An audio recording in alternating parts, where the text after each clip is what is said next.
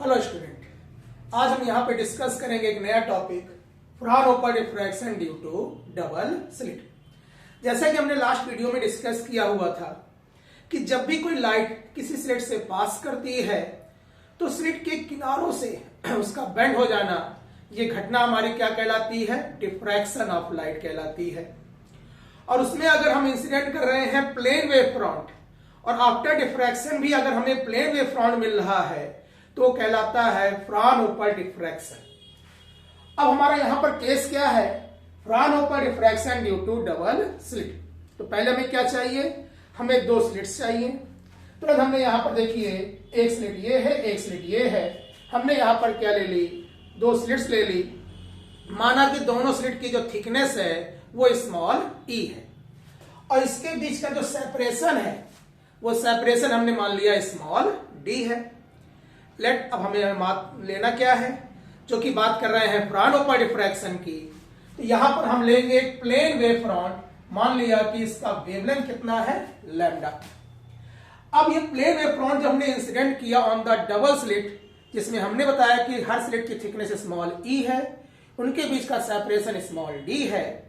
तो अगर इस स्लिट के किनारों से डिफ्रैक्शन ना होता तो ये लाइट सीधे जाकर सेंटर पर फोकस हो जाती। लेकिन बात हो रही है यहां डिफ्रैक्शन की, तो हम दिखा क्या रहे हैं कि स्लिट के किनारों से ये थीटा एंगल हमारी क्या कर गई है? बेंड कर गई है। और थीटा एंगल बेंड करके फोकस किया हुआ है। यहां इसको मान लेते हैं पॉइंट पी। तो हमें निकालना क्या है? हमें यहां पर उसी इंटरफेरेंस डिफ्रैक्शन के हर टॉपिक की तरीके से इंटेंसिटी डिस्ट्रीब्यूशन निकालना है। और इंटेंसिटी डिस्ट्रीब्यूशन अगर हमें कैलकुलेट करना है यहां पर, तो हमें यहां पर निकालना क्या होगा कि after diffraction from double slit resultant wave का इक्वेशन क्या है, और इक्वेशन से हम एम्पलीट्यूड को अलग कर लेंगे और एम्पलीट्यूड का स्क्वायर ही हमारा क्या होता है? इंटेंसिटी होता है। तो चलिए हम यहां पर कैलकुलेट क्या करते हैं?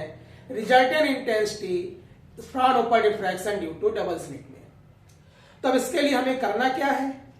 तो इस फिगर को देखकर हमें इंटरफेरेंस का एक टॉपिक याद आ रहा है, यंग का डबल स्लिट का एक्सपेरिमेंट, जिसमें भी हम वहां पर भी क्या लेता था? यंग। वहां पर भी वो दो स्लिट लिया करता था। माना करता था कि इससे जो पास हो रही है वेव, उसका एम्पलीट्यूड उसने A1 ले लिया था, इससे पास हो रही है उसका एम्पलीट्यूड उसने A2 ले लिया था, और आफ्टर इससे पास होने के बाद उसमें आपस में इंटरफेयर करके हमने रिजल्टेंट इंटेंसिटी कैलकुलेट की थी, जिसका फार्मूला हमने निकाला हुआ है, आप अपने लास्ट वीडियो में देखेंगे।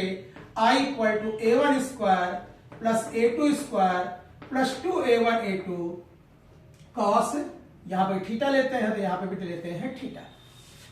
तो कह रहा है ये भी तो एक प्रोसीजर दिख रहा है, क्योंकि यहां पर डिफ्रैक्शन तो स्लिट के किनारों से हुआ पर आफ्टर तो इंटरफेरेंस ही हो रहा है। तो हम करते क्या है कि अगर हमें रिजल्टेंट इंटेंसिटी निकालनी है तो हमें क्या क्या मालूम होना चाहिए?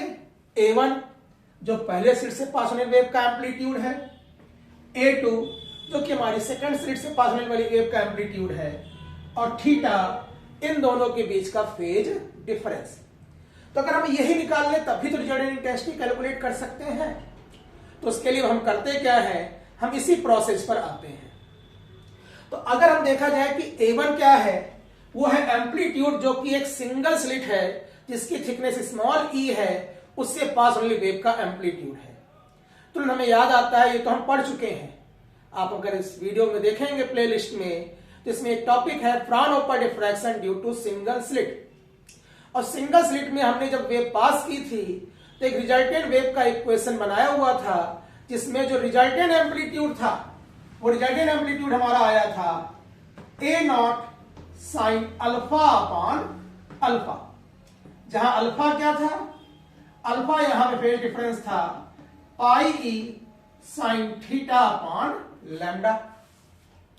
अब अगर ये हमारा आया हुआ है, ऑलरेडी हमने सॉल्व किया है, आप वीडियो में देख सकते हैं, तो कह रहा है यही तो यहां से पास होने वेव का एम्पलीट्यूड है, यही तो हमारा A1 भी है, और चूंकि तुम्हारी दूसरी स्लिट है उसका भी तुम्हारा थिकनेस स्मॉल ई ही है, तो उसका भी एम्पलीट्यूड हमारा यही होगा A2।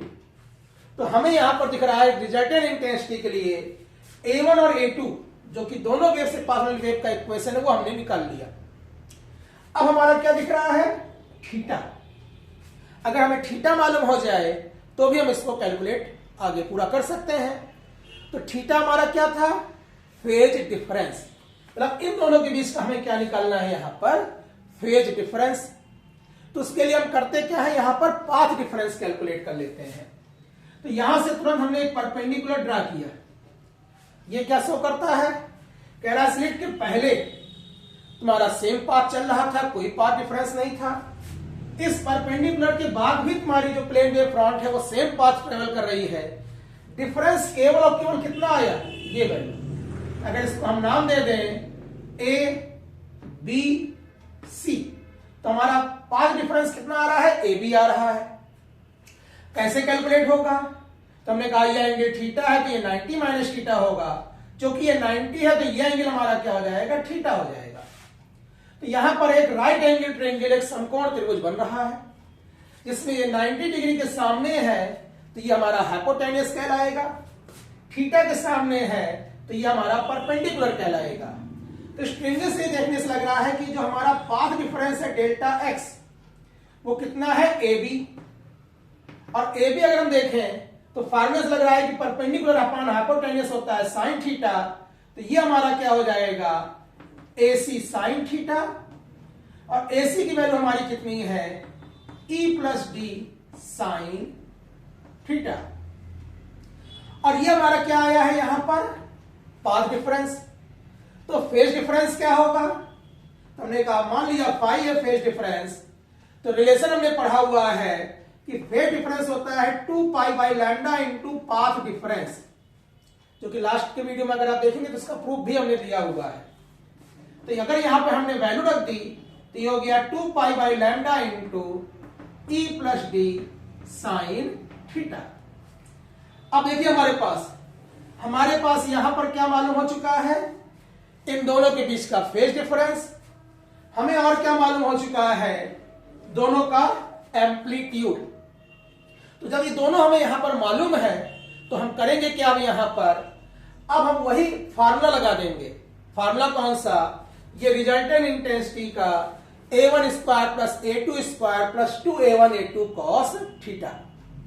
और इसको अप्लाई करके हम रिजल्टेंट इंटेंसिटी निकाल सकते हैं Fraunhofer diffraction due to double slit. तो चलिए हम अप्लाई करते हैं। अप्लाई करने के लिए हमने a1 और a2 की वैल्यू लेनी है। तो तुरंत हम यहां पर करते क्या है, हम यहां पे स्पेस बना लेते हैं। इसके लिए हमारा ये फार्मूला लगेगा। तो फार्मूले में हम क्या देख रहे हैं कि I बराबर a1 स्क्वायर, a1 कितना है, a not sine alpha upon alpha. तो हमने ले लिया a not sine alpha upon alpha का स्क्वायर प्लस a2 स्क्वायर है तो क्या हो जाएगा, a not sine alpha upon alpha का होल स्क्वायर और प्लस 2a1 a2। तो 2a1 हमारा कितना है, a not sine alpha upon alpha. और a2 क्या है हमारा, a2 भी वही है हमारा, तो हम यहां लिख सकते हैं। अच्छा देखिए वहां पर कॉस थीटा है लेकिन फेज डिफरेंस हमने किसमें निकाला है, फाई में निकाला हुआ है। तो फाई हम अगर यहां पर लेते हैं तो फाई की वैल्यू हमारी कितनी है, 2 pi by lambda into e plus d sine theta. ये पूरा अगर करेंगे तो ये हो जाएगा into A not sine alpha upon alpha into cos phi. जहां पर आपका फाई क्या है, यहां पर फाई बराबर हमने कहा कि है कितना, 2 pi by lambda E plus d sine theta. तो ये हमारा एक इक्वेशन बन गया है। अब इसी इक्वेशन को हम थोड़ा सा सिंप्लीफाई कर ले तो हमारा क्या आ जाएगा, रिजल्टेंट इंटेंसिटी आ जाएगी। तो चलिए हम करते क्या है, यहां पर इसकी बात करते हैं। तो हम यहां पर इसको सॉल्व करते हैं। सॉल्व करने पे देख रहे हैं कि ये दोनों सेम वैल्यू है तो डबल टाइम्स हो जाएगा। तो I बराबर क्या हो जाएगा, 2a not sine alpha upon alpha का होल स्क्वायर। यहां पे देख रहे हैं ये दोनों मल्टीप्लाई हो जाएगा तो हो जाएगा फिर ये भी 2a not sine alpha upon alpha का whole square into cos phi. Into cos five. अब ये हमारा फार्मूला बन चुका है। तो अब इसमें फाइव वही है जो हमने यहां पर लिया हुआ है, 2 pi by lambda into e plus d sine theta. तो हम देख क्या रहे हैं यहां पर 2 into A not sine alpha upon alpha का होल स्क्वायर को कॉमन ले लो तो हो जाएगा 1 प्लस कॉस फाइव। अब 1 प्लस कॉस फाइव अगर कॉस 2 थीटा के फॉर्मूले से देखा जाए तो 1 प्लस कॉस 2 थीटा किसके बराबर होता है, 2 कॉस स्क्वायर थीटा। तो यहां 2 थीटा नहीं 5 है, तो ये क्या हो जाएगा 2 into A not sine alpha upon alpha का whole square into 2 cos square 5/2। ये 2 और ये 2 क्या हो जाएगा 4। तो हमारा रिजल्टेंट इंटेंसिटी क्या आ गई यहां पर, रिजल्टेंट इंटेंसिटी हो गई हमारी I equal to 4 A not square sine alpha upon alpha का whole square into cos square 5/2। ये हमारा आ चुका है resultant intensity due to Fraunhofer diffraction from double slit, जहां पर हमें मालूम है कि अल्फा क्या था, अल्फा था पाई ई साइन थीटा अपॉन लैम्डा और फाई हमारा क्या है 2 pi by lambda E plus d sine theta. तो ये हमारी वैल्यू आ चुकी है। अब जो हमारा हमेशा किया है पहला काम, रिजल्टेंट इंटेंसिटी को हमने कैलकुलेट कर ली। अब यहां पर हमें निकालना क्या है, वही condition of principal maxima, condition of secondary maxima and condition of minima. तो उसके पहले हम इसमें एक चीज ध्यान देंगे। आप देख रहे हैं कि इस पूरे पैटर्न में 2 टर्म है, एक है A not square sine alpha upon alpha का होल स्क्वायर और दूसरा टर्म है हमारा कॉस स्क्वायर 5/2, जिसमें ये जो टर्म है हमारा A not square sine alpha upon alpha का होल स्क्वायर, ये कहलाता है डिफ्रैक्शन टर्म। ये कहलाएगा आपका डिफ्रैक्शन टर्म, किसके कारण, ड्यू टू सिंगल स्लिट, क्योंकि यही हमारा फार्मूला आया था वहां सिंगल स्लिट का। तो ये हमारा diffraction term due to single slit है, जो कि इन दोनों स्लिट के कारण क्रिएट हुआ है।